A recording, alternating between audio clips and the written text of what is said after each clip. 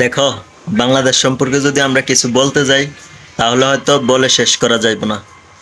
কারণ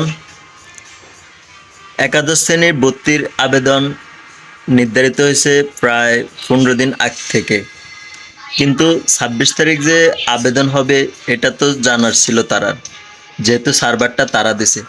কিন্তু দেখা গেল কি 26 তারিখও আবেদন করা যাচ্ছে না। তারপর কি দিল নোটিশ বোর্ডে?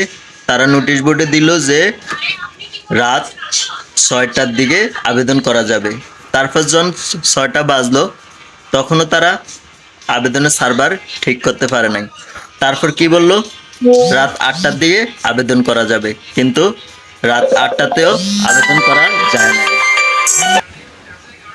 পরে দেখা গেল এখন পর্যন্ত কোনো আবেদনই এই পর্যন্ত করতে পারা যায় নাই। যদিও কিছু কিছু আবেদন হয়েছে, কিন্তু মনে হয় না যে কতজন আবেদন করতে পারছে। 26 তারিখ গেল, 27 তারিখ অলরেডি চলতে আছে, কিন্তু এখন পর্যন্ত সার্ভারের কোনো উন্নতি হইল না। এইটাই হচ্ছে বাংলাদেশ। তো শিক্ষার্থী বন্ধুরা, অপেক্ষা করো, সার্ভার যখন ক্লিয়ার হবে তখন অবশ্যই আবেদন করতে পারবে।